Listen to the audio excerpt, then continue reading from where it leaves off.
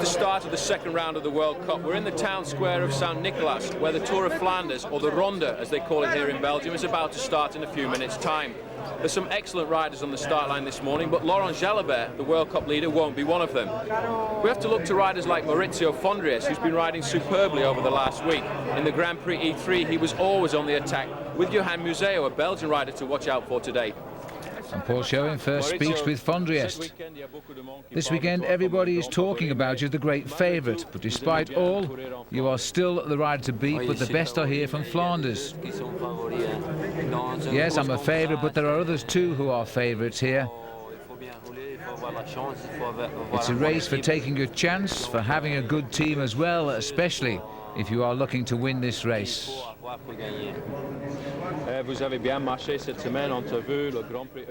You have ridden well this year, especially by winning a stage in the 3 days of the Panna. Is the form still there? Yes, I've got good form and I'm very content. But I hope I can win because, you know, it is very important. And Johan Museo, the 93 winner. You think you have the form there? I saw you last week in the Grand Prix E3 in the front with Maurizio Fondries, but this is not the Grand Prix E3, is it? It's not the same, but I hope I have the same legs like then. And the smiles from Vyacheslav Yekimov, who looked to improve his 48th place last year. And another rider who's never ridden well in this race is Wilfred Nellison, the champion of Belgium. The Ronde van Vlaanderen is a very special day for a Flemish rider, isn't it? Yeah, it's a very special day. It's a big race for Belgium riders, and it's a nice race. And how's your condition? It looks as if it's not too bad coming into the race. Well, I think my condition is good. I hope I have a good day today. Maybe a super day. I hope so. And André Schmil, dreaming perhaps of improving his third place in this race 1 year ago to what would be the first ever victory by a Moldavan. Shaking hands with Thierry Marie. Signing in Franco Ballerini, who will be all set to renew his love affair with Paris-Roubaix in a week's time. The big sprinter, but this race very rarely comes down to a big group sprint, Mario Cipollini. And the face of last year's winner, Gianni Bugno, who pulled the big sprint out and beat Johan Museo by inches.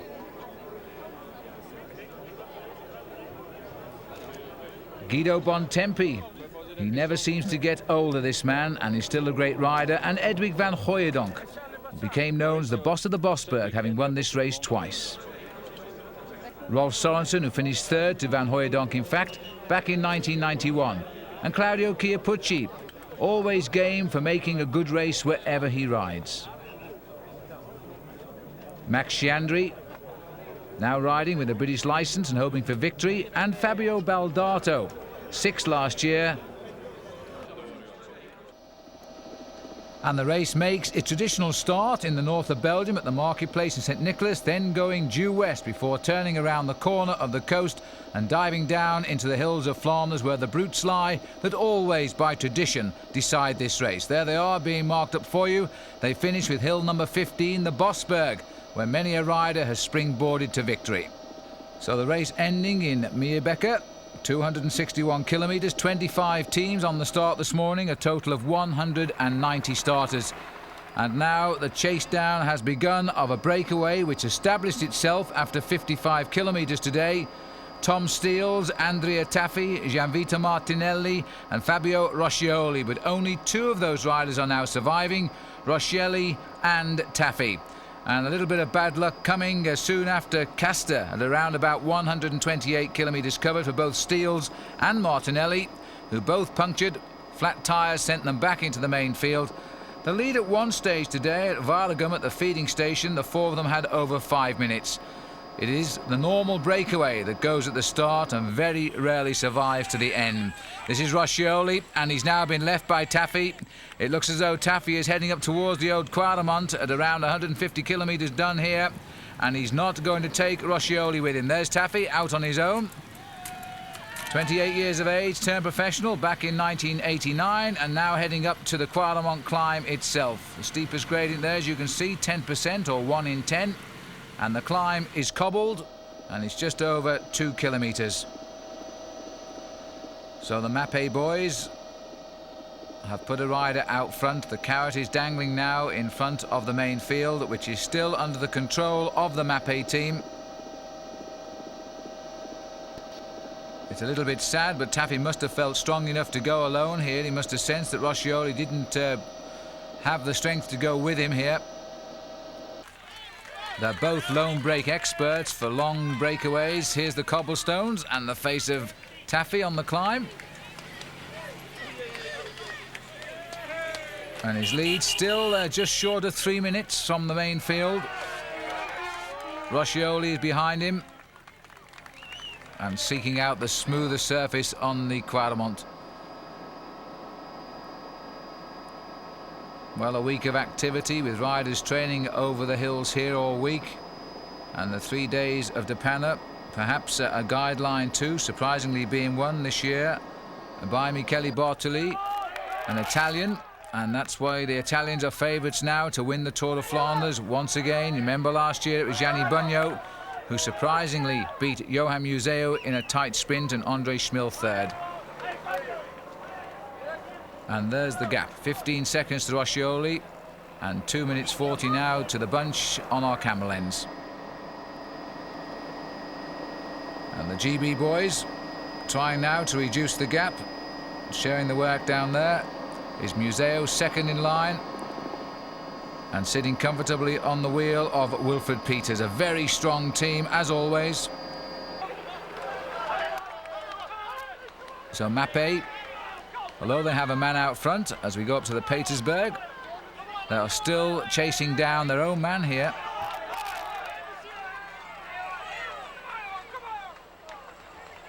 And you can even hear the crowds shouting in English at the riders. Such is the fever here. A lot of English people do actually cross the channel and come over to the Tour of Flanders. It gets more and more popular every year. The Belgians love this race more than any other classic. It started back in 1913 and it's kept all of its character. Narrow roads, many of them cobbled.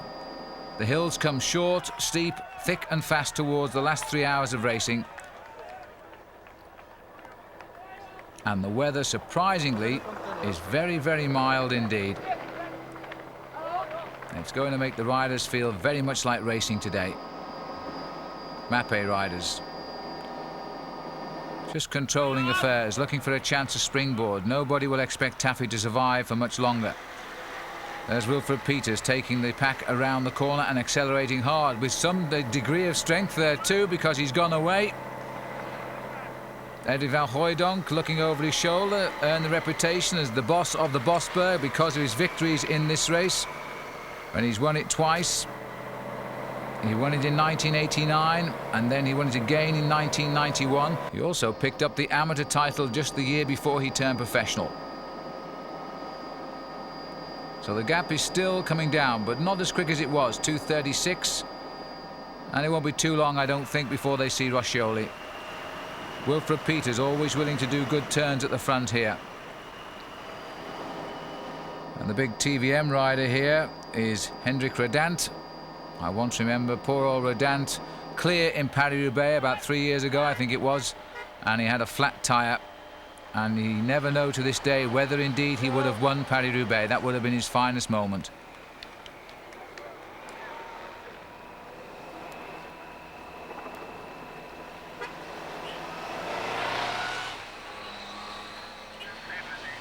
And you can see just how narrow these roads are, and you saw the ditch on the right there.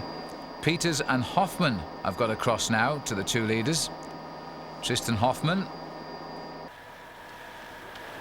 And on the right of the road are those ditches that riders often flip into, not voluntarily, I can assure you of that, but because the riders just fill the whole of the road. So Hoffman's got across with Peters to Roscioli, an interesting move because Peters is really a winner on the team of Mapei. And another card they can play now. Peters setting the pace. Roscioli can't be a lot left in his legs now. He's been up in the front group since the 55-kilometre point. So he's been in the lead for more than 100 kilometres. There's Taffy's world ranking since he turned pro back in 1989, his best year 1991.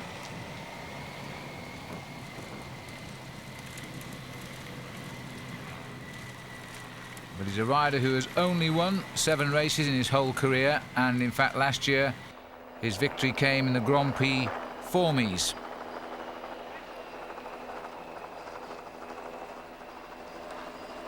Roscioli, so the leading group is swelling a little bit now as riders are trying to fall behind. We've got Wolfram Peters, who was the rider who started this move. Steve Bauer looking very, very good this year. He's obviously put a lot of work into his winter preparation.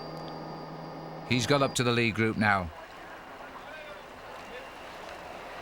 Peters, Bauer, Hoffman, Roscioli and Guido Bontempi are here. 3 minutes is the field, so they're only 15 seconds behind this group. And 2:45 behind this man at the Tailleberg. Climb number 7. A little bit of a bunny hop there by Taffy.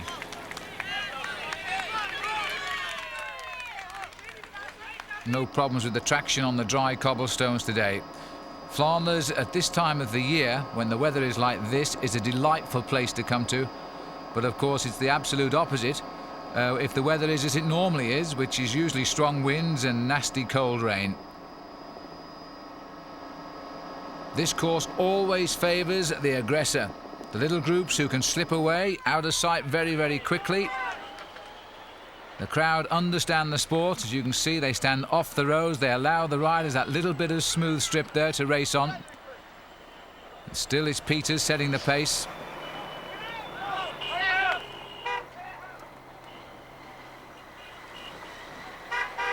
Tristan Hoffman goes through, former champion of Holland.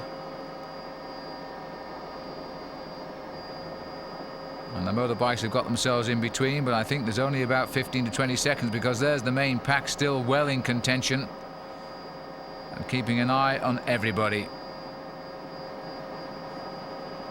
But the power for the moment has turned off. Laine Jalabert, the great winner of Milan-San Remo, chosen not to start today, so if he has any ambitions of picking up the World Cup, then he's going to wait till later in the year. And in fact, Gianluca Bortolami did just that last year, not coming to the fore until the second half of the competition. You can do that unless there is a runaway leader. Well, we've only had one event. Jalabert is the leader, but that could change today.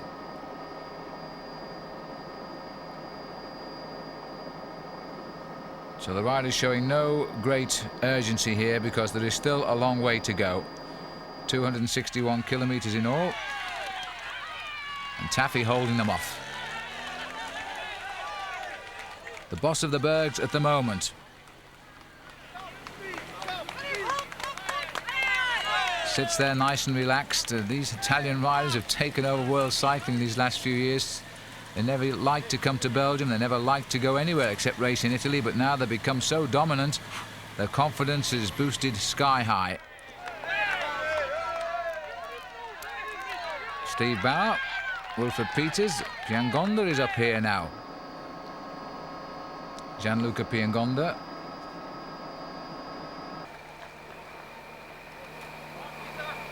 Hoffman. And number 97, who's now joined the leaders, is Piangonda. He's looking over for a little bit of assistance. We go up towards the Valkenberg. 5 riders in this chase.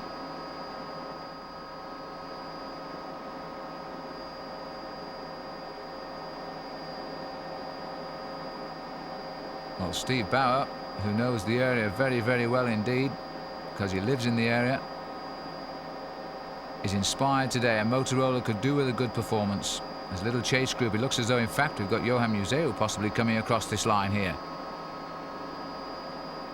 Well, that will be an important move. That'll give Mappe a real strong hand if he comes up to this group at this stage.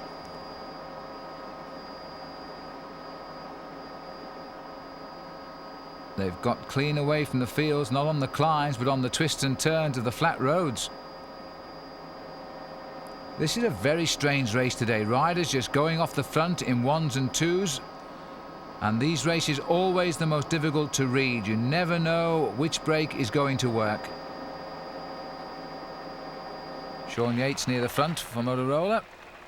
And it's Bortolami, in fact, the Mapei rider. It's Gianluca Bortolami who's trying to come across. So an early appearance for the World Cup holder.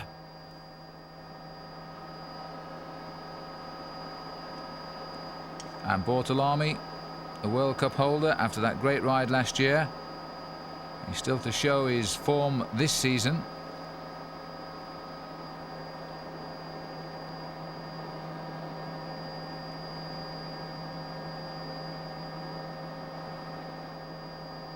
And the rest of the field staying nice and compact. But the tempo much more one of concern now. It looks as though Vyacheslav Yekimov is sitting at the front there, tapping out the rhythm now. And the Mapei boys discussing the next plan of action halfway down the peloton. They're feeling very content, I would imagine, with now 3 riders up the road. Big Sean Yates, his crash helmet tipped on the back of his head. 3 minutes 24, back to de Klerk. And Taffy must know now that the chase is on, but his gap is not coming down. To the contrary, he's still making progress onto the Vandenberg. 13% maximum gradient, but you see the heights above sea level, a mere 68 meters, about 58, 60 yards. So it's hardly very high, but the hills are so steep. The style of Rolf Aldag on the front. Museu. There's a lot of cat and mouse tactics being played at this moment in the field. They know, they can sense there's a move on here and it could work, and they're all trying to assess when is the time to go and join it. TVM's Tristan Hoffmann riding very well this time of the year.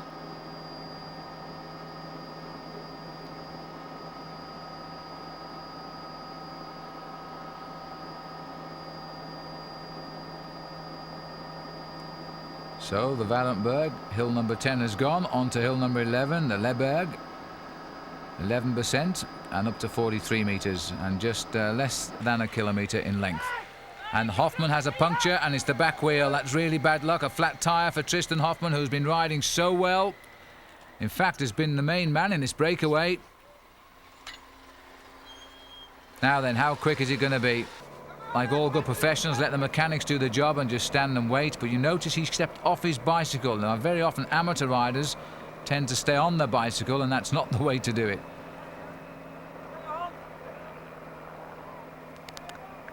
Mapei calling for more strength at the front. And I think, in fact, that is Johan Museu who's trying to orchestrate this move here.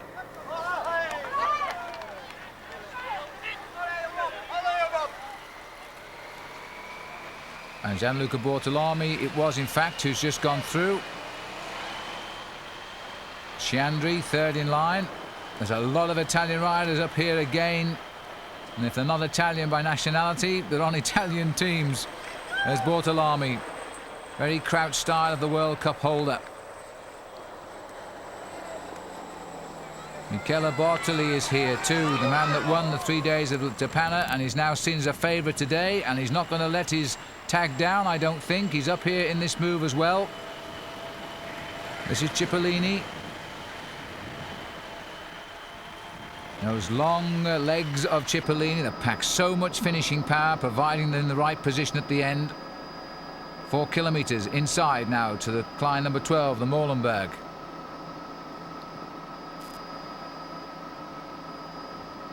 This is really developing now into an interesting move, and there you can see the splits off the front of the peloton. And not a very happy looking Jean-Jacques Yves Martin, I think it was, from Festina, and I'm not sure whether in fact he had a flat tyre. But now they're charging out of this group here. Stefano Zanini has gone. Number 25, Zanini got third, remember, in Milan-San Remo. He's up now in the thick of the action towards a crucial stage of the Tour of Flanders.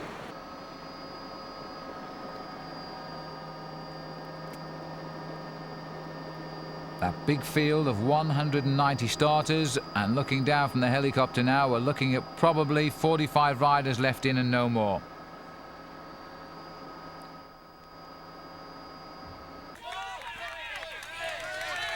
Taffy on the Molenberg, another little cobbled hill, 18%. Nasty climb, very steep but very short, only 400 metres. One the crowd always flocks to here. And on a day like today, they're enjoying it. And they're seeing an Italian set the way. He's been at the front now since kilometre 55.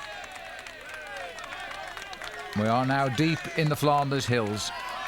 And there's no edge to this climb either. I'm afraid there's no cheating the cobbles on the Molenberg. We still have the Berendries, the Muur de Grammont and the Bosberg to come. This is the chase group. And Fabio Baldato has made the split now, and they're not very far behind. Number 13 sitting at the back is Bortolami.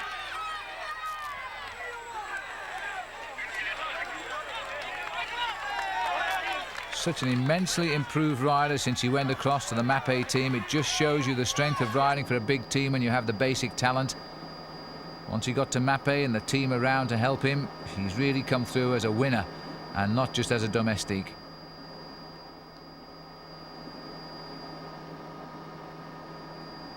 So Bortolami clearly planning on a defence of his World Cup this year. He hadn't scored any points until the mid-term last time.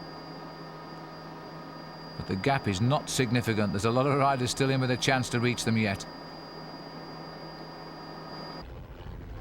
Well, Phil, Andrea Taffy may well still be in the lead, but the race is changing over the top of the Molenberg here because, in fact, Johan Museeuw, his teammate, has joined that group of riders over the top there, and it may well be the turning point of this year's Tour de Flanders. Johan Museeuw this morning looked very concerned, very nervous and concentrated about this race, the Tour of Flanders, which he said it doesn't matter being a Belgian, any race is a good one to win. At the moment, he's trying to win it. He's up in the front, chasing his own teammate.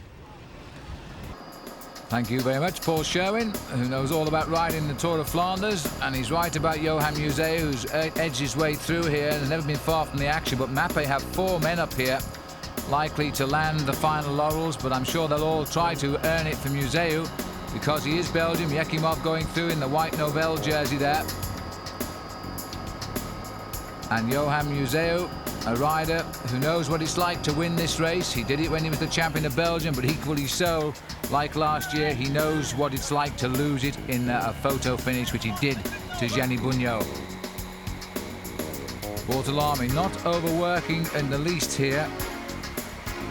Stefano Zanini also sitting near the back, and Zanini is a rider on tremendous form and must be seen as a danger man. There we have Museeuw now, number 15. Apparently Museeuw refused to look at the old video coverage of his loss last year until last night, and then he allowed himself a brief glimpse of how he was beaten in the Tour of Flanders a year ago by Bugno, and if that didn't make him angry, well, I don't know what did. Number 2, Fabio Baldato, a rider who is not just a nice person but also a rider who is coming through so well now. There's the second group. And Michele Bartoli is in the second group as well. Looking over his shoulder at the back here is Rolf Aldag. Very fast finishing German. Had a few successes in Australia in the winter. And digging deep to keep up with the pace is Bartoli.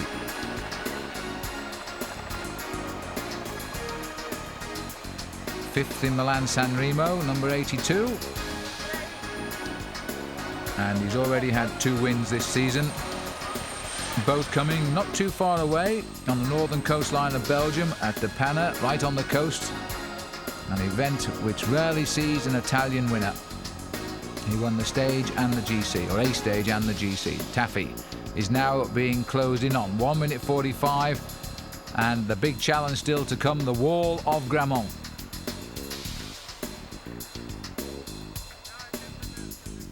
But there is certainly a proliferation of Italian riders up here today. Baldato, always recognise him with his ponytail. Robert Miller will tell you he was the first to do that. Laurent Fignon was the second. Fondriest also up here. Number 41, beaten by Laurent Jalabert in his home race, Milan-San Remo. And that will have taken a hard swallow to accept that, because in Milan-San Remo, if you're Italian, you really must win.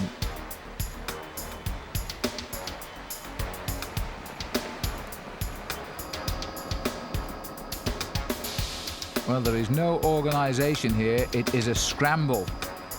Just trying to pull everybody into the same group, and really there's no working together. You're taking your chance to reach them on your own power. But what is happening as a result of this, we are developing a breakaway here of absolute stars. There really is nobody who is a surprise.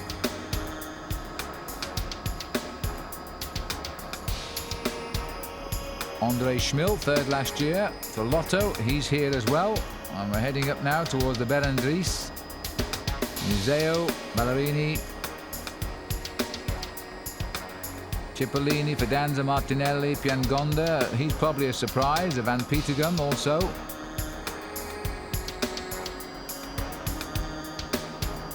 Taffy is doing well, and it just shows you the quality of his performance to hold off at this sort of a breakaway, chasing him down.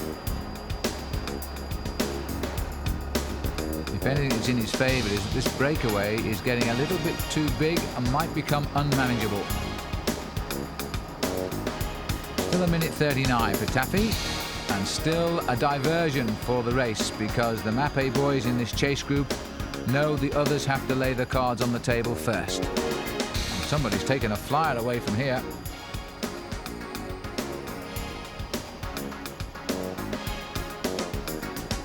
The Berendries comes after the town of Zottegem, and we continue in the farm roads.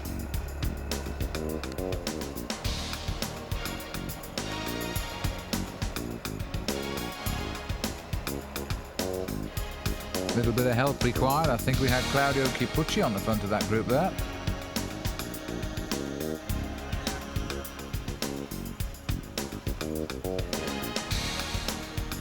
Great advantage for the lone leader. He's staying out of sight. But still a long way to go. 32 miles, 55 kilometers.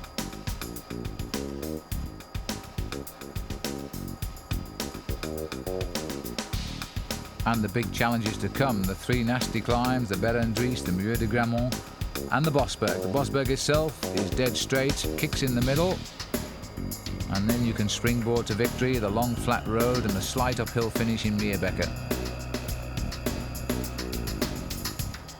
If you ever plan to come over and watch this race, it is possible to watch the start in St. Nicholas and then ride in about an hour to the finish in Meerbecker.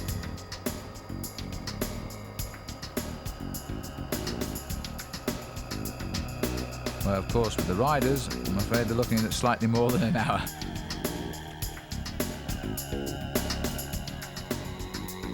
Well, Taffy's still looking good, and there's the 50 kilometres to go banner.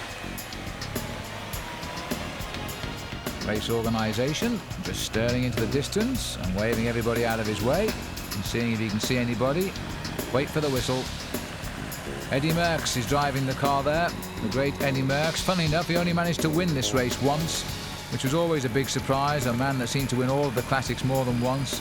Milan-San Remo 7 times, Liège-Bastogne-Liège 5 times, but indeed this big tour he only won once, but he won it well.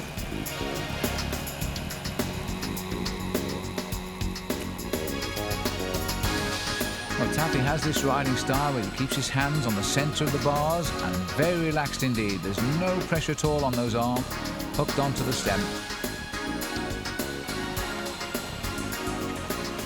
And he's tapping out a very fast rhythm indeed. We're up around 40 k an hour consistently here, 25 miles an hour.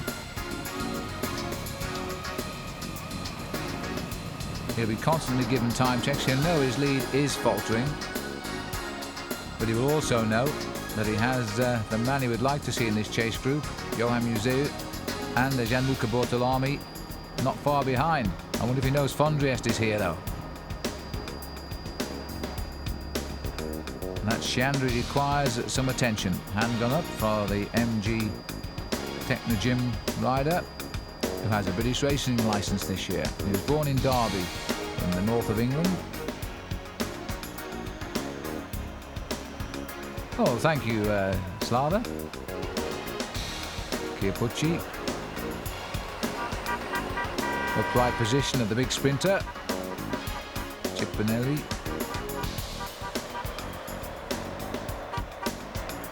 And Vyacheslav Yekimov at the front, showing a sense of humour a few moments ago to our camera. He's planning his first assault on Paris-Roubaix next week. He's never ridden that great race. And Yekimov, who turned pro back in 1990 on Peter Post's Panasonic team, where he signed for a reported $500,000. And that, to a Russian, I would think, was a very big pile of money. Anyway, he's worth every penny. And Cipollini having a little word with our cameraman there, not too happy, slowing him down on his line into the corner. Good piece of riding by the big sprinter today, to be right up here and not afraid to do his turn at the front.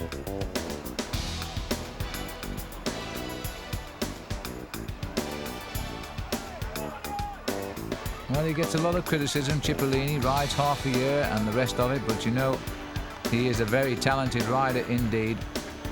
This is a flat stretch of cobblestones for 1,600 metres, although Chippo seems to have found the flat bit. That's the advantage of being at the front. You can see where you're going, it just takes the strength to get there.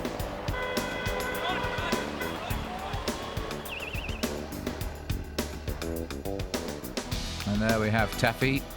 And now maybe we'll get some idea if they're coming back to him.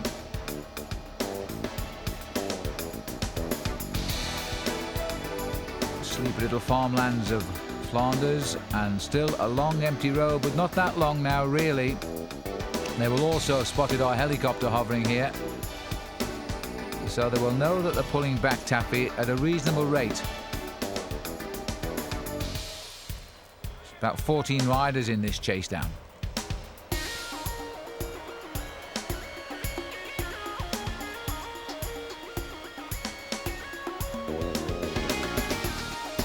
And that might be on the front page of Het Laatste Nieuws, the Belgian newspaper tomorrow.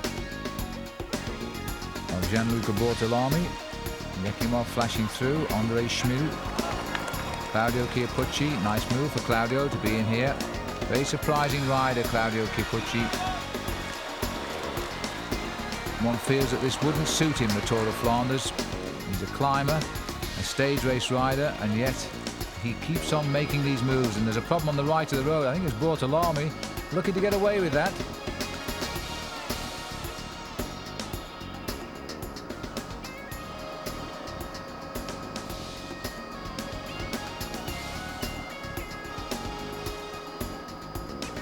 And just about sorting it out on the cobbles.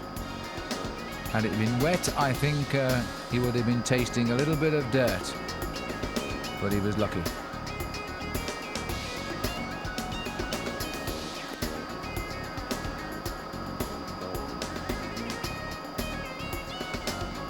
Well, a marvellous day for a bike race, especially the Tour of Flanders. Began back in 1913 when it was run by Paul de Man.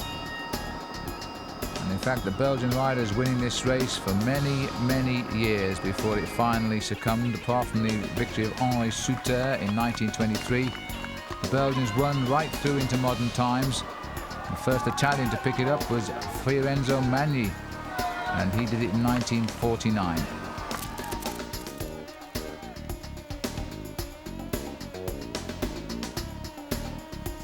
Yekimov seems to be the only Novell rider who's made the selection today.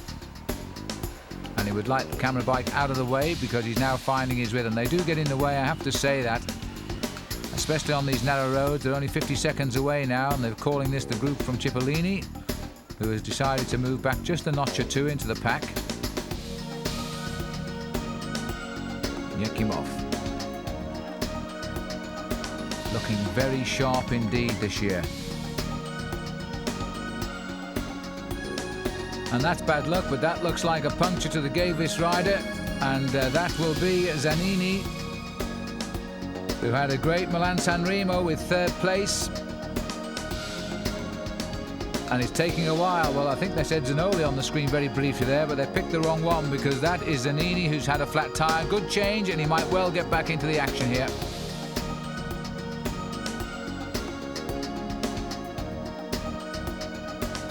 Stroke a look, I think, that a teammate arrived at the same time. It looks as though it's Guido Bontempi. Well, there's a powerhouse who'll take him back up very, very quickly indeed.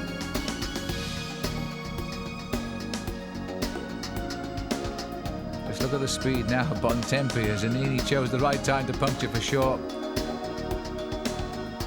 Although there's a lot of work to be done to rejoin. There's the main group. Still in hot pursuit of Andrea Tafi. A group, I think, that will make some more decisions when we get on to the Berendries and finally on to the last two climbs of the day. Yekimov keeping the pressure on.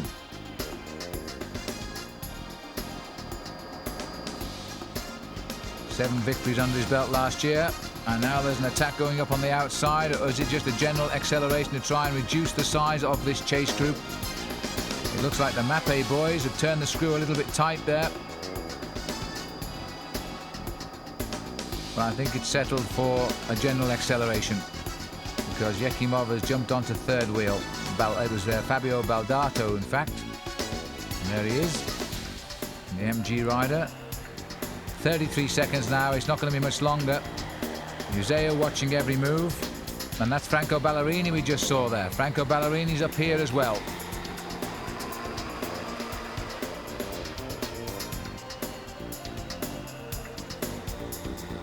Well, clearly the strong riders very unhappy with the size of the makeup of this group now, and they want to thin it out just a little bit. The good time to attack is just as you get Taffy in your sights. Everybody's expecting a ride up to the breakaway. If somebody goes just before, they can often slip clear. 44 kilometers left. Ballerini.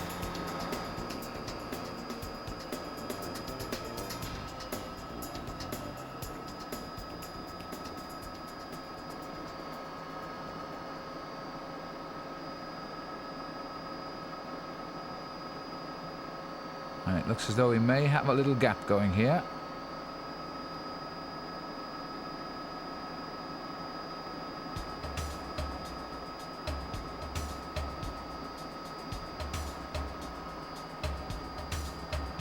And Ballerini quite content to keep the pressure on all the time. We switch back up to Taffy, whose lead is inside 30 seconds. Oh, a lot more than inside 30 seconds. The two riders are reaching him. The collapse came very quickly. There are three riders now reaching Ballerini. They're reaching Taffy, rather.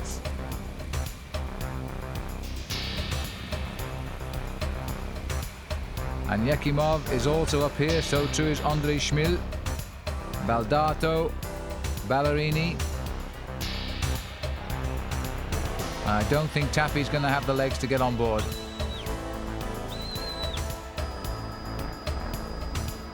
So at the feed at Zottegem, Taffy is caught after 170 kilometers of freedom.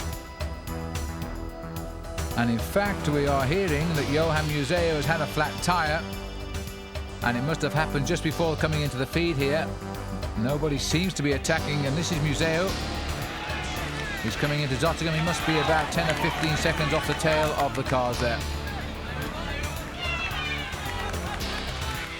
Well, there's no sign of real panic. Luckily for Museo, there's still a reasonable race to be run. There he is. He looks very, very determined today, I must say that for him. And the hooting, no doubt, is of his team car just behind. So he's going to pick his way through and rejoin the breakaway. Baldato is the rider, apparently, who is forcing the pace at the front of the breakaway. Fabio Baldato, there's the Mappe team car. No drink required.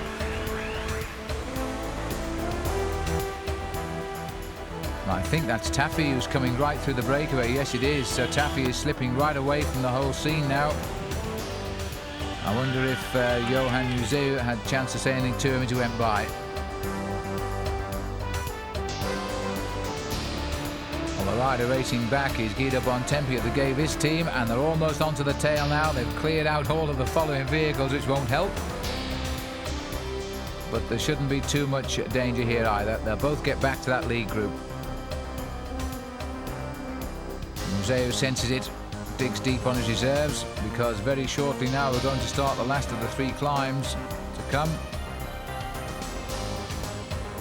And Museo will not welcome too much of a big effort just yet. And you get some idea from this picture now just how fast they're going through the lanes here.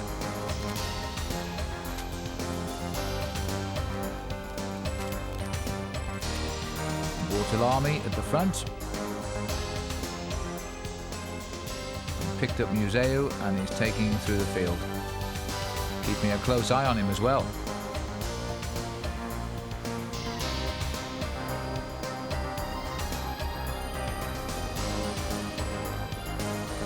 Ten riders left in this lead group.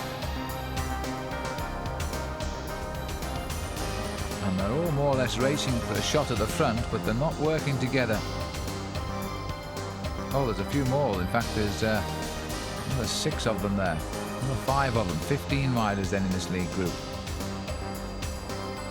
Andre Schmil is on the head of the peloton of this little breakaway.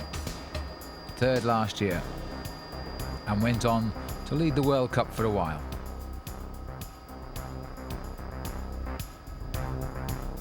Indeed, went on to win Paris-Roubaix in grand style. This is Baldato, the rider responsible for pushing the pace since the feed in Zottegem.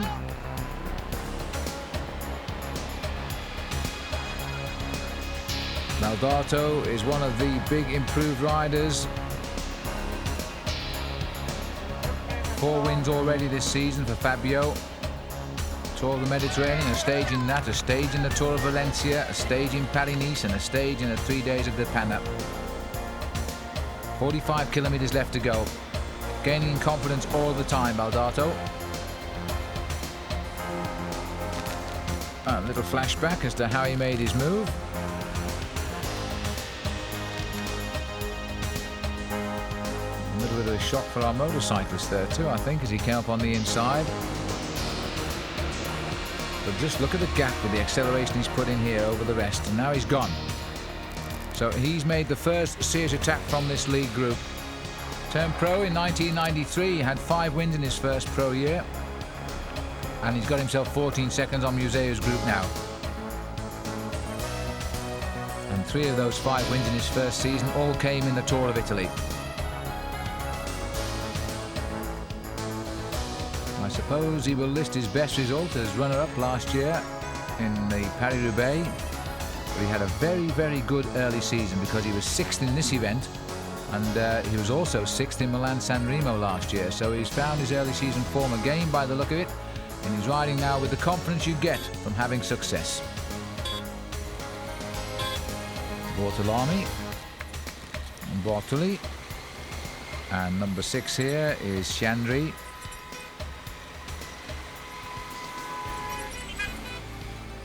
Cipollini is there as well. I didn't think he was looking quite so well as he was a little bit earlier on. Andre Schmil in the Lotto colours. Fondriest is here still. We haven't seen anything of Fondriest. He's been hiding in this leading group and not doing a lot at all. Franco Ballerini moving up sharply up on the inside there. Claudio Chipucci throw, and there's Ballerini gone straight through.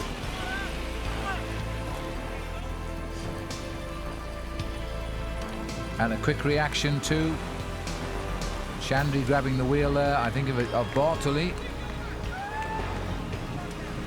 So Baldato has caused a serious reaction here, and clearly the riders fancy the chances of Fabio Baldato. And Ballerini, having made the move, would like the others to come through and set the pace. Not a bad idea, that. Andre Schmil. Ballerini slips immediately to the back. Well, I often think it's a good idea Andre Schmil's on Lotto because the team never seems to have anybody else in the leading moves. That's Chandri right up against our camera motorbike. And there's Ballerini putting in a second strong attack.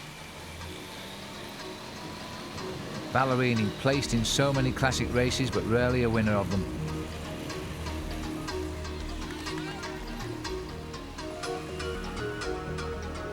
But he goes through so strongly that when the riders get his back wheel, he insists they come through and help him, and frankly they can't because they've just made the effort to catch him.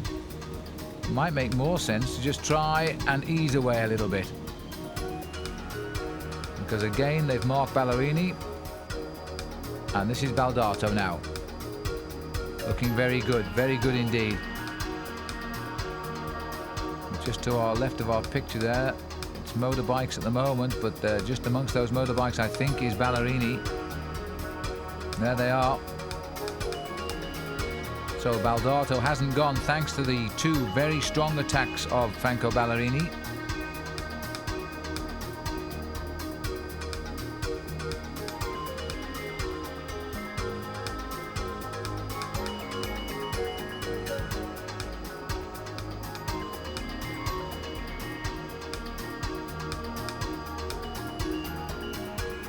Riders in this group, and Johan Museu has made his way up here as well.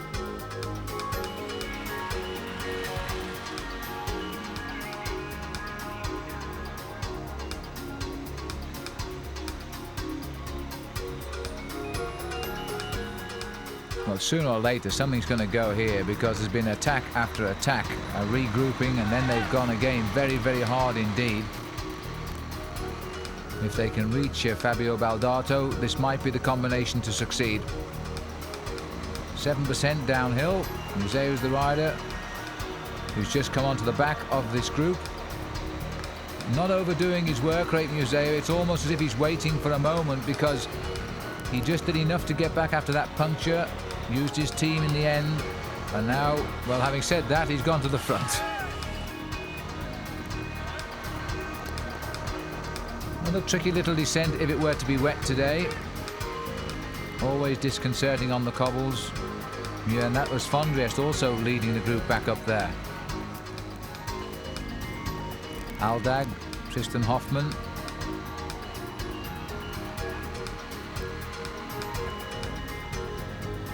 And it seems a general regrouping on the horizon at the moment, except for Baldato, and the chasers are still just ahead. 35 kilometres to go, 225.5 kilometres under their wheels today so far.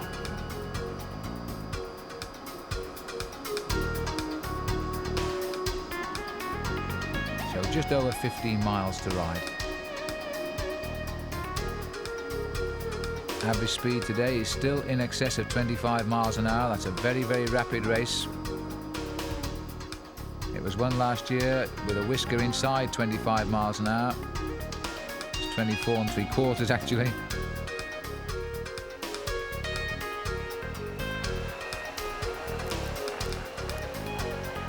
Well, Baldato either feels very, very strong, or he's made a big mistake here, because he's gone early. 45th in the World Cup, in the world ranking points, or rather. Very strong rider. A specialist at the single days. He's not a stage race rider yet, but he's got chance. It's only his third season as a pro. He's certainly one of the new wave of top riders to come through from Italy. And number 95, we caught a glimpse of at the back there, was Giovanni Lombardi of Italy. Rides on the Polti team. He won the points championship in the Olympic Games in Barcelona, and the year before that I remember him being disqualified when he was an amateur in a town called Foster up in Australia, where he was disqualified for an erratic sprint. Wasn't too happy about that decision. He packed in next day,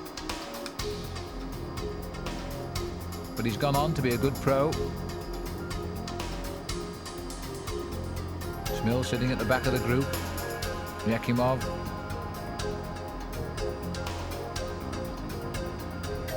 Well, when you look at those four riders down there and you think about the careers they've had, what a lot of big races they've won between them. Michele Bartoli, Franco Ballerini, they're coming back too. So two more riders on form have clawed their way back.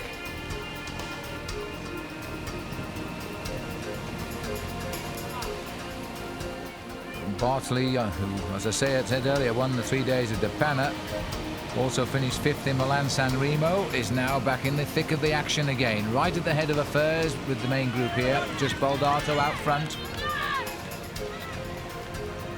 You know, when you turn in just one or two good performances, even on a bad day you can do a good ride, because your morale is so high. And the gap is opening. Looks like Rolf Aldag in the second wheel there, trying to do something about it, but the gap is certainly here now.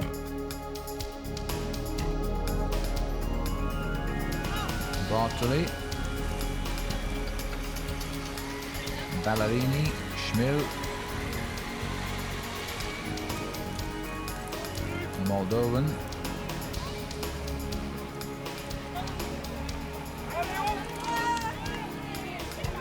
Just trying to look there to see if Museo said anything to Ballerini, but I don't think there was any words exchanged. The two Mappe boys making the pace though.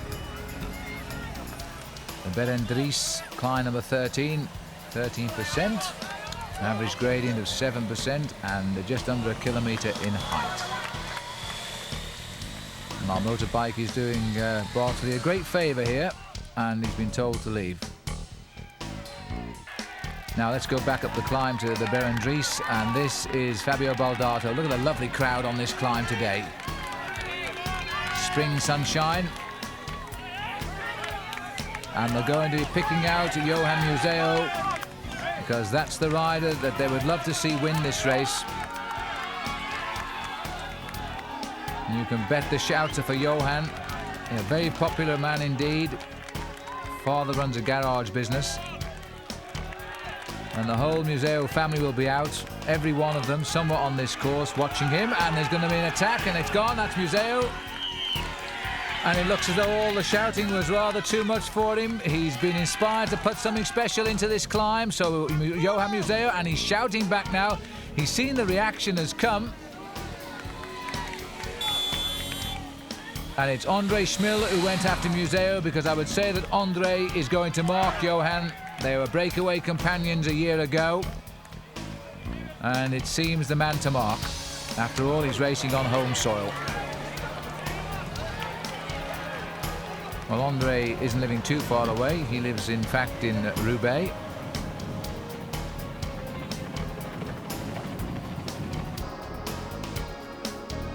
Well, Baldato is doing rather well to survive all these counter moves from the back. He's absolutely flying. He's very, very confident.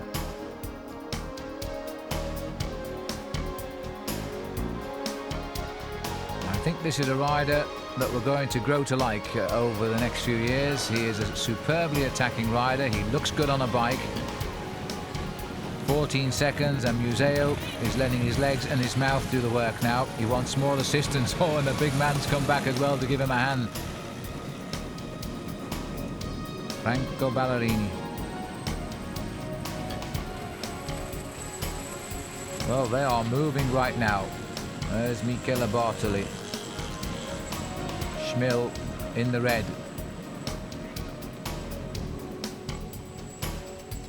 And they can see poor old Fabio Baldato to the left. That's always a great feeling when you can see your quarry. We've still got the Mur de Grammont, and I think we're going to see a rip snorter up the Mur de Grammont today. That is going to be something special. Saturation TV coverage in Belgium, so everybody will know what's coming towards them on the Mur de Grammont, and everybody will pitch out of the cafes and watch them go past the door.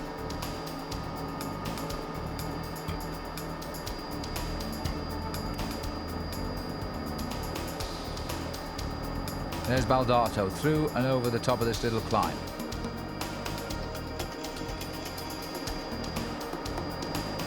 It surely now can only be a matter of time before this little group reaches them. It's a question of how many. Chiappucci's leading that second group along nicely and seems to be making good progress.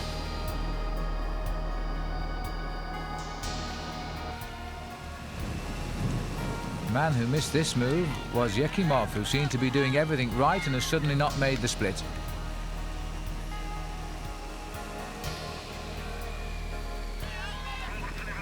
Now, the plan is for Museo to win this race, then watch out for Ballerini doing the chase down work in the group. That will give us the clue. 30 kilometres to go. Inside 20 miles to the finish.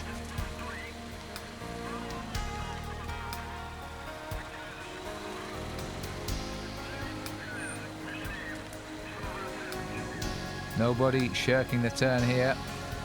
Ballerini, though, is now at the back. Schmil is at the front, but the line is working anyway. And Yekimov has fallen into that group at 30 seconds with Fondriest. Zanini is there again after his flat. And Jesper Skibby, the Danish rider, is up into that group. He's done a good ride. I hadn't seen Jesper before.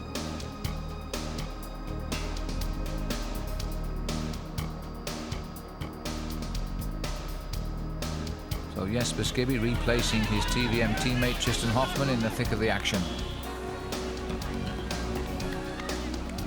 I think that's Museu gone again at the front. And this time he's shed the wheel of Schmil, because Schmil has not reacted. Ballerini won't. You can see Johan going up over the hill there. Shandri hasn't picked it up. And in fact, Ballerini reacting to Schmil, who realised who attacked and missed it. That was a good move by Johan Museu, because he spotted Schmil had gone to the back of the line. He might rate Schmil as his main danger. And now Andre Schmil is going to have to repair the damage. He lost for a moment his attention of the man he was marking.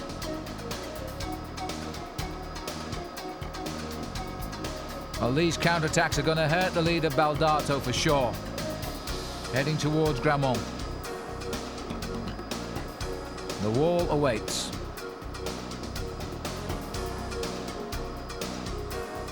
That's Museu. Just around the corner is Baldato. Back down with the camera bikes.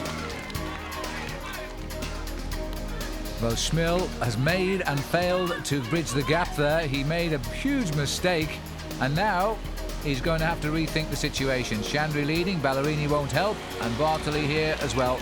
So it's being left to Andre Schmil now. He sensed that he's made a mistake. The man he wanted to be with has gone, and he didn't go with him. And Bartoli also, who came up to this group, I think is feeling a little bit tired. Unless he's waiting to try and use the Mur de Grammont as a springboard.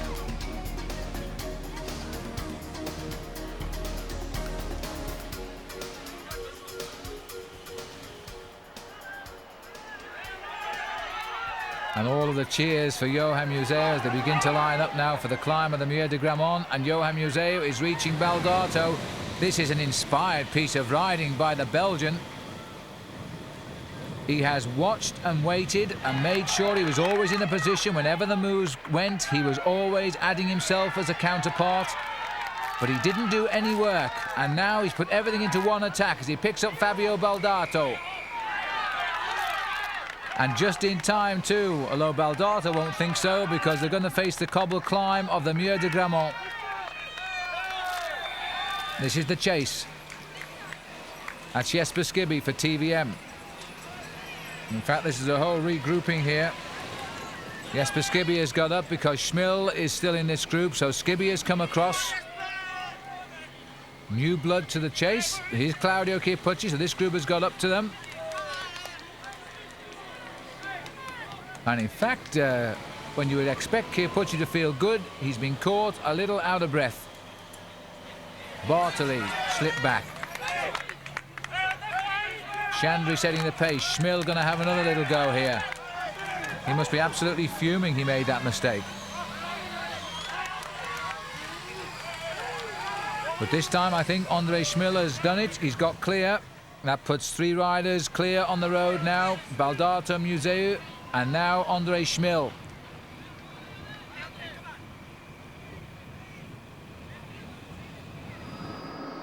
What a superb race this has been from this leading group of some 18 to 20 riders. They have given no quarter today.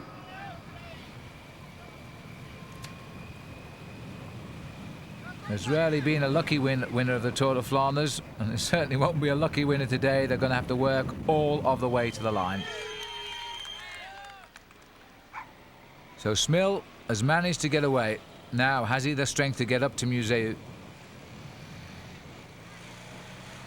Rather strangely, our camera's staying with a Russian rider rather than going up to a Belgian rider in the lead. There's the time gaps, 18 seconds to Schmil, half a minute to Ballerini's group. But Ballerini won't be chasing, you can bet on that.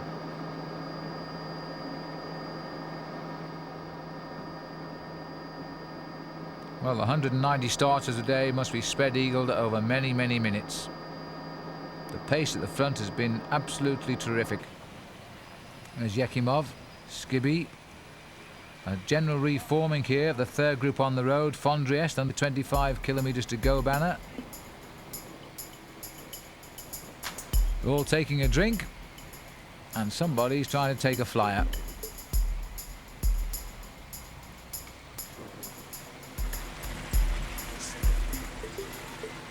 Fondriest strangely quiet today, although he's read the move right to a degree.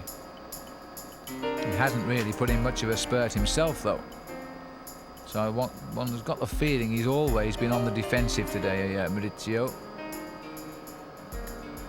He knows Belgium pretty well. He used to live around here when he was riding for Peter Post's team. He never really flowered, though, till he went back home to Italy, which is often the case with the Italians. The Italians actually love their own country.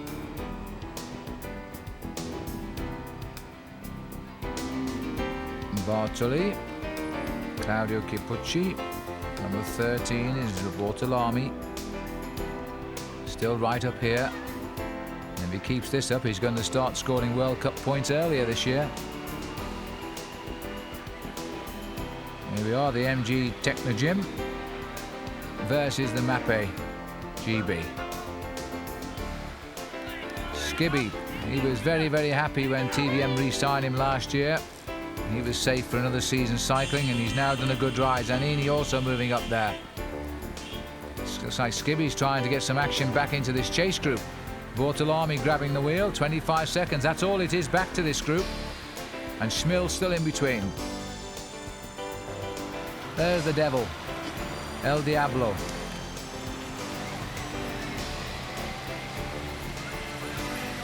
Very, very popular rider indeed.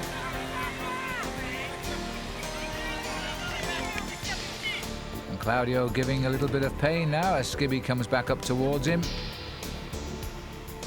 Bortolami gritting his teeth as well on Skibby's wheel. Skibby is a very great person. He's a real clown when you meet him privately, always joking, but he's a lot of talent too. Had his stage win in the Tour de France a couple of years back, and that came after a very bad crash in Tirreno Adriatico when they really thought his life was in danger. But happily, he's back racing as well, if not better than ever. And Skibby up in the main chase group here, and if he keeps this up, he's going to get a high finish when we get down to Meerbeker. Baldato still not afraid to do his turn at the front, despite the fact that he was the one that started the move. Johan Museu must be thinking that this has got to be the move now. There's Bartoli.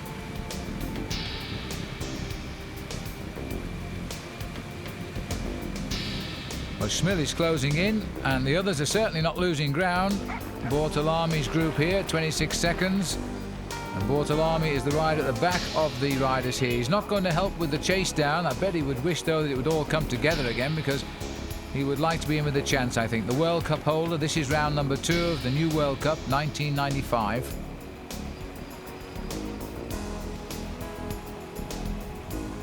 Inside 20 kilometres to go.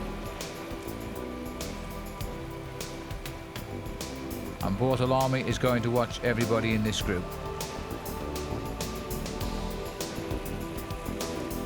There's Bartoli.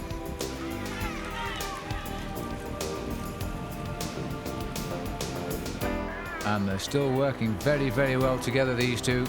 Tempo high, the long legs of Baldato. Johan Museu knows all about success and defeat in this race. He's had 2 seconds and a win. Baldato has never made a top 3 finish, but he certainly had a good ride here last year. 6th.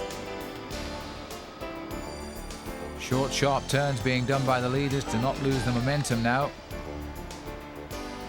And they're very strong turns too by Baldato. You can see the head dip then of Johan Museu as he grits his teeth to grab the back wheel.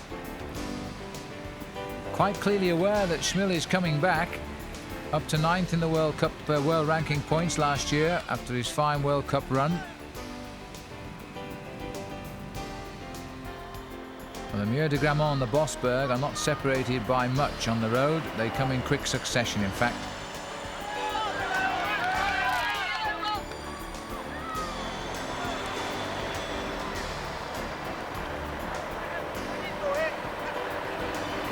I think, in fact, Museo shouted a word of encouragement then to Baldato. Sounded like Museo's voice.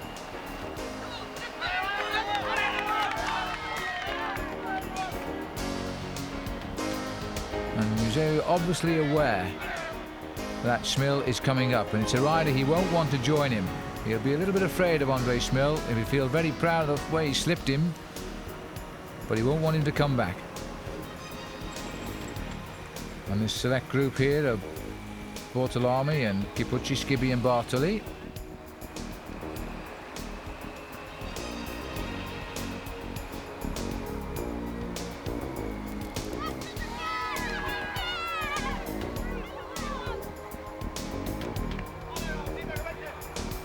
I can just imagine Johan's family, and he would like Fabio to do some more work now.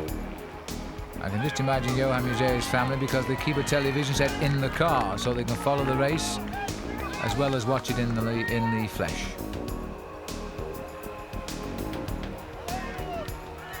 The rounded shoulders of Johan Museo as he pushes the pace through. The relaxed style of Fabio Baldato. Neither rider giving away here just how they're feeling inside. They both look so good on a bicycle, and this man is pile driving his way up towards them. Andre Schmil is not out of this race yet. Indeed, he's not.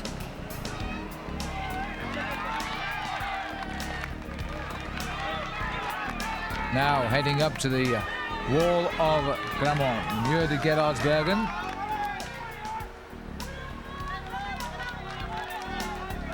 Now, one of them, I would think, we'll try the other one out here just to see how strong he is. Museo looks as though he's going to make the running up the front. It'll turn to cobblestones very shortly. Baldato concentrating a bit further down. We've got the lone figure of Andre Schmil. Well, I hope our camera doesn't go too far away from these two for a little while, because I think one of them will try the other one. This is a very steep little climb, this. In fact, they don't allow the vehicles to come up this way anymore. They send them round a different direction because they can't afford the vehicles to stall on the climb. They've blocked the whole race. 500 metres of cobbles and we're on them. And just look at the tempo being delivered by Johan Museo. And Baldato just happy to follow at the moment. Taking a tight grip on those handlebars. Everybody knows, you see, that Schmil is chasing up behind. They're watching to see how far behind he is. But Museo is just keeping the pressure on, making every pedal stroke count. And there's the top. They've flown up this climb, quite literally, but no attack. Museo just kept the pressure on, and Baldato doesn't seem to have had any problem hanging on. A sly glance, and there's Schmil. Schmil's had a great climb up here. This has been a remarkable chase back by Andre Schmil, because these two have been fully expended on the rivet. And if they're going to keep that up, then I'm surprised Schmil has got this close to them. And look at this now. In fact, there was a kick here by Museo, and Baldato has lost a little bit. Museo's just had a look back to see what the damage is. He stayed in a low gear. Now he's slipped it up a sprocket, and he's gone straight through and away. And just look at the speed of Johan Museo as he's gone on the wall of Grammont. This cobbled little climb. And Baldato suddenly cracked completely. Chiappucci, this is the next group behind Schmil. Bartoli. Bortolami is on the right. And Jesper Skibby's on the left there, at the back. Well, Schmil looked as though he was almost on there. And then all of a sudden, Johan Museo had gone. Well, Museo has gone, leaving himself still the Bosberg to come. Now, if Baldato didn't lose too much, he might get back. Let's have a look.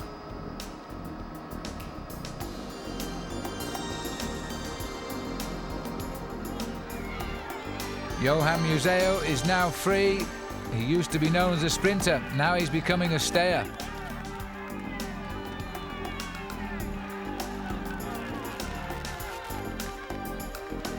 Sixth in the world at the end of the start of 1995. And Museo has it all to do now. He's got no one to work with. Baldato, he must have sensed, didn't have it on the climb, because that acceleration at the top was superb. The sort of acceleration you would have seen the great Eddy Merckx do in his heyday.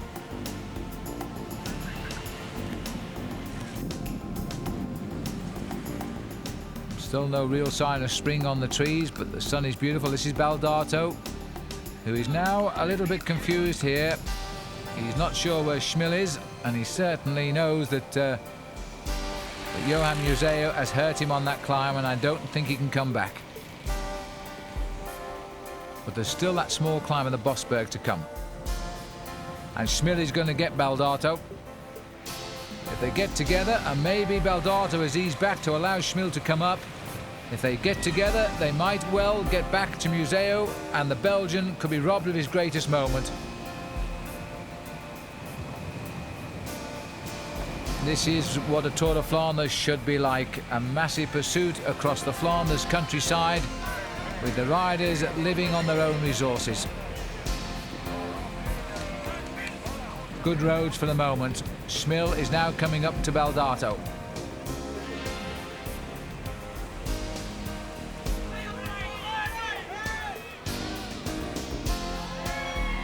Something like 248 kilometers done, about 13 kilometers or so still to race. And these two are almost together.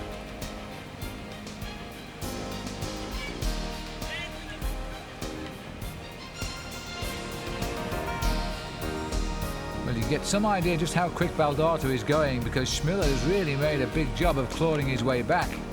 But he's there. So the chasers are together, and Schmil happy to go straight through. Baldato, I wonder what he's thinking now. He had his chance and he couldn't hold it.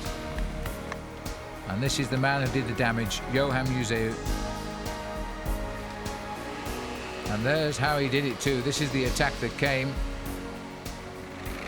Tearing his bike to shreds, he realised he had a small gap. Look at the face of Baldato. He grits his teeth, nothing like as fluid in his movement there as he reacts to the attack of Johan Museo. Museo rode up those cobblestones if they weren't there. Well, Johan Museo will be 30 years of age at the end of this year, and he's got a really good career behind him already. But to win the Tour of Flanders for a second time, that surely will be something special. And these, I think, are the only two who can stop him. This is the Bosberg he's just gone on to. 1,300 metres long. 12% is the maximum part of the gradient. Well, the cheers were for Hendrik Verdant on the road there, but the cheers here are certainly for a Belgian rider now. Johan Museo. The crowd watching the lone figure. This is the way every Belgian wants to win this great classic race. It's just not always possible. Last year he was seen as the winner when he came towards the finish with Gianni Bugno and André Schmil, and yet it wasn't to be. He was beaten in the sprint by a desperately sprinting Gianni Bugno. And this race has had more than its fair share of unusual winners as well. Jackie Giron 4 years ago, the great Frenchman now. But there'll be nothing unusual about Johan Museo. He started as a favourite and he's torn this field to pieces, and he's done it so well. Lower down the Bosberg. Baldato seems to be content now to follow the wheel of Schmil. It'll be an interesting sprint between these two if the chasers don't get on.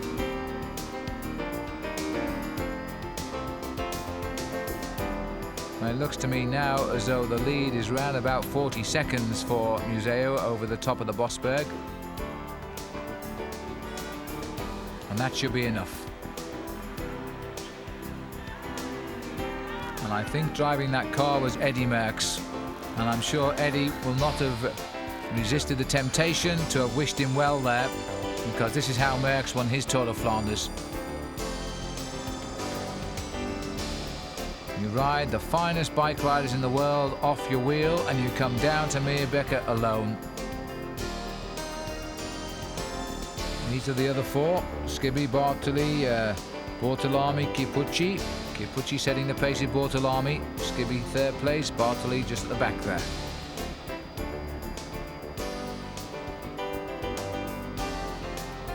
And they've got to be over a minute and a half down. Yekimov apparently is riding now with just Shiandri, and equally over 2.5 minutes behind, so they're not going to come back. And Fondriest 2 has been dropped, reportedly 3.5 to 4 minutes behind. So clearly Maurizio wasn't having a good day today.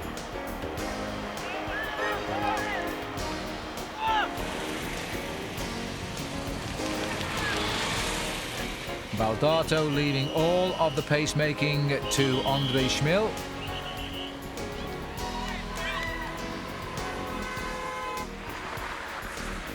And there's the Mapei team car now being allowed to go through, which means the gap is probably up to 1 minute. So Johan Museeuw is going to enjoy the next few minutes of the Tour of Flanders, as he can now dream of winning it. You know, we actually sent Johan Museeuw one of our tapes last year, and reportedly he watched the tape only the day before this race. The idea being he wanted to see how he made mistakes against Gianni Bugno, I suppose. Well, there's no mistakes this time, because in fact he's gone clear of everybody.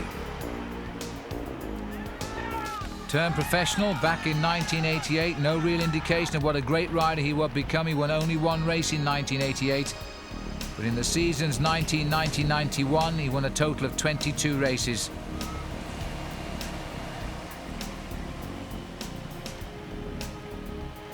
.37 seconds, so it's not quite as far as I thought. Baldato to Schmil, 37 seconds behind Museeuw, and Baldato doing his share again. He's recovered a little bit.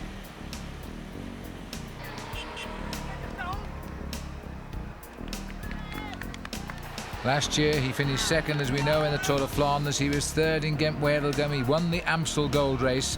He was second in the Zurich Championship.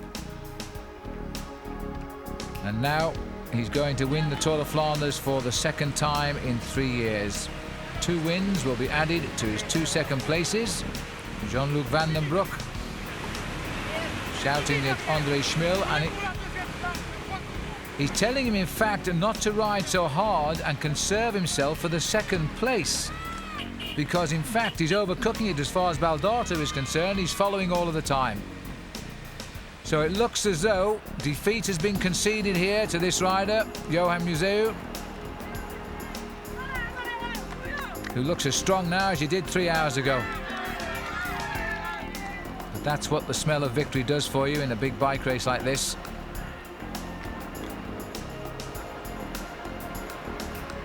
Johan Museeuw will sleep well tonight.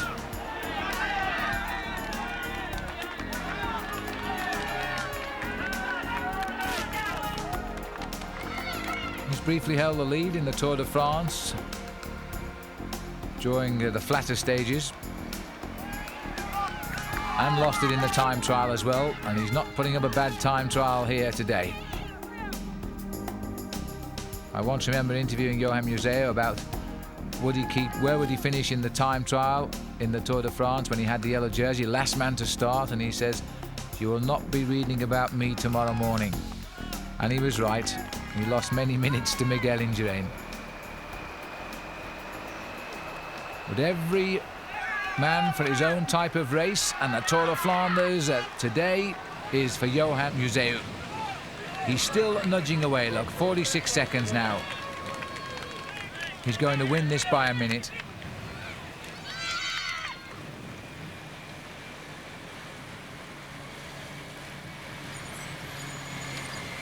Baldato made the winning move and couldn't maintain it on the Muir.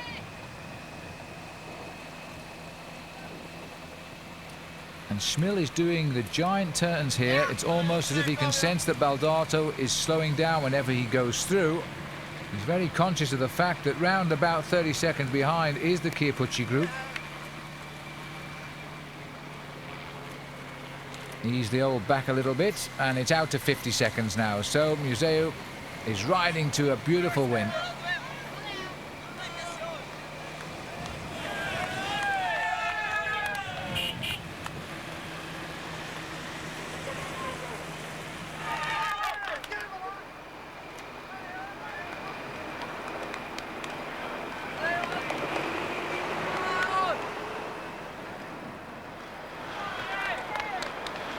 Former champion of Belgium. It would have been unusual and almost unthinkable to see a Belgian rider in the colours of an Italian team a few years ago, but cycling has spread its wings so far now, and even the Belgian people accept he can ride for an Italian team if he likes, but he's still very much a Belgian person.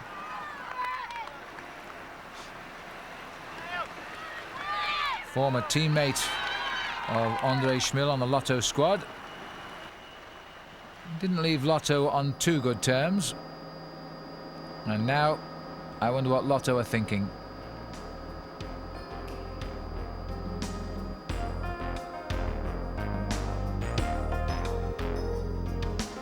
It's a big gap. The Tour of Flanders gap. Well, these last few years, Edwin van Hooijdonk has been the mainstay with 2 victories for Belgium, and Museu with his previous victory. They've kept the flag flying for Belgians in this event. They've seen victories go to Moreno Argentine and Gianni Bugno of Italy and Jackie Giron France as well. They don't like losing this classic to any other country, just like the Italians don't like losing Milan-San Remo to a Frenchman, which is what's already happened this year. When you get cheers like this in your ears, you simply can't slow down, can you?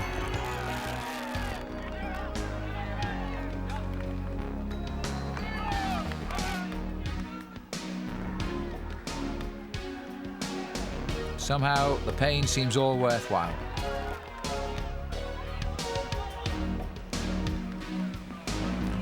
And a straight minute now. So he's continued to build. He's at 4 kilometres almost, and the 2 chasers are at 5.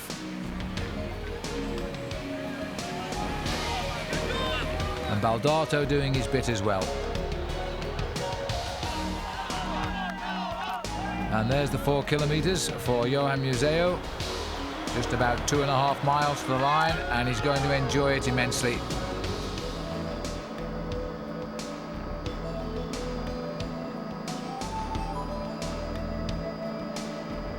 This has been a tremendous piece of riding by Museu. He may even say it's his finest victory. There's Eddie Merckx steering the car. Well, I don't suppose you're supposed to cheer the riders in the race when you're an official, but even so, we can forgive Eddie Merckx, because he's still a great enthusiast and recognises sheer class.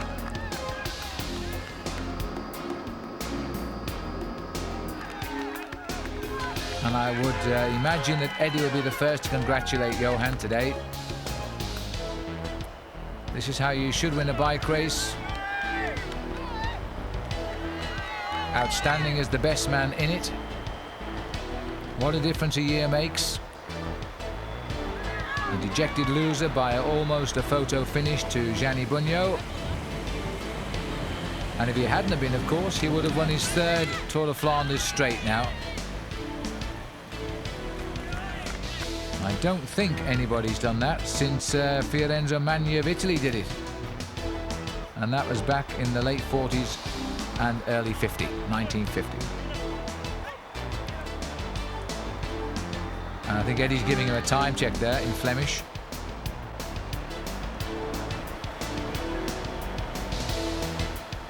But it's all academic, because this man has won the Tour of Flanders in grand style. Those superb legs.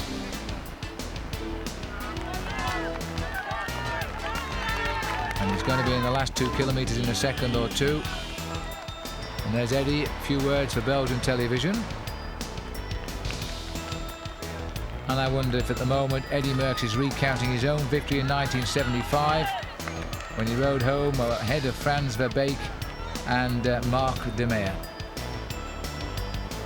Belgium 1-2-3. That won't be the case today. Another 9 seconds added in the last kilometre.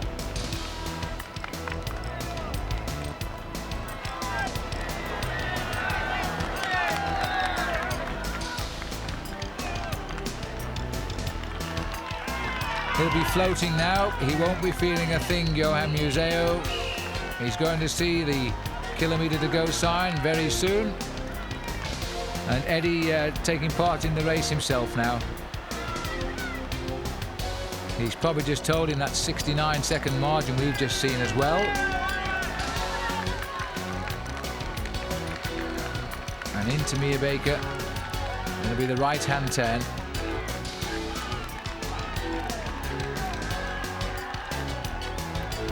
Well, this time last year, Museeuw was feeling he was the winner and had no idea that Gianni Bugno was going to put in a sprint like he did. There's the kilometre to go kite. This year he's not going to worry about whether he has a sprint or not.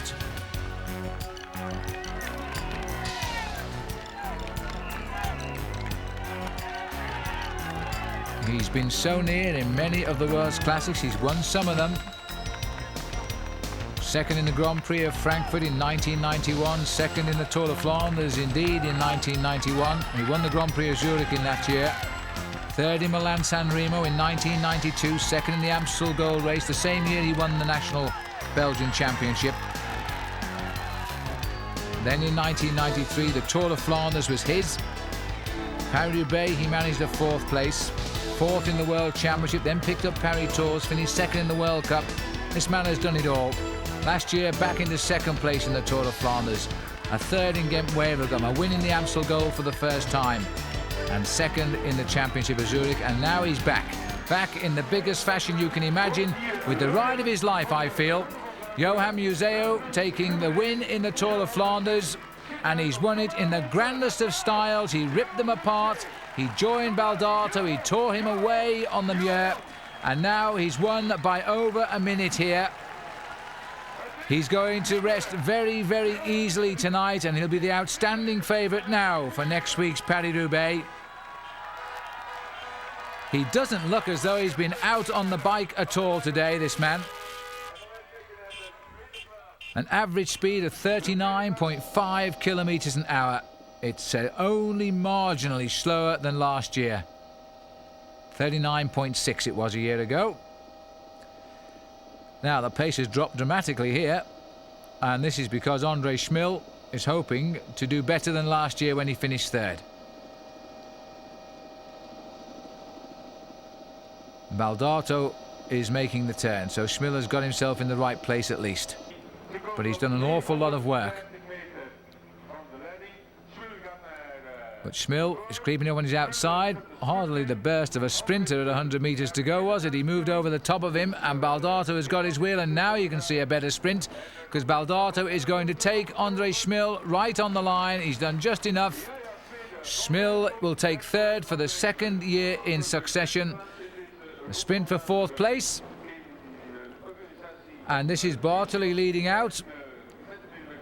But Bartoli is not going to get it, because I think Claudio Chiappucci is going to take him on the right, and Bortolami, Chiappucci on the right will get 4th. A good sprint by Claudio. Bortolami 5th, Jesper Skibby 6th, and Bartoli there coming in 7th place. And there's the face of the winner, Johan Museeuw.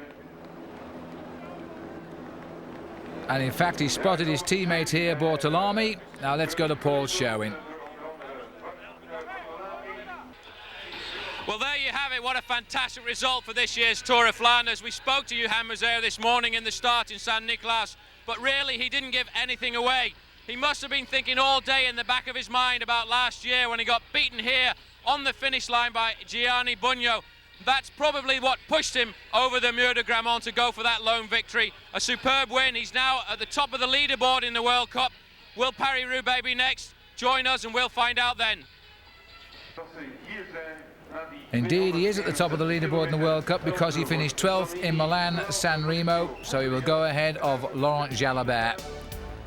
So a great win for Johan Museeuw. Of the 2 wins, he'll count this one more than the other in the Tour of Flanders. He's also got 2 second places as well.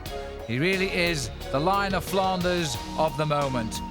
So the 261 kilometres today were covered in 6 hours, 36 minutes and 24 seconds, an average speed of 39.5 kilometres an hour. Museeuw finishing 1 minute 27 seconds ahead of Baldato and Schmil, 2 minutes 3 seconds ahead of Chiappucci, Bortolami, Skibby and Bartoli, 3:25 ahead of Yakimov Shiandri, 3:28 over Ballerini, and Maurizio Fondriest taking the 12th place finish today. So this was a special race and I hope you've enjoyed it. Until the next time we meet, I'm Phil Liggett saying goodbye.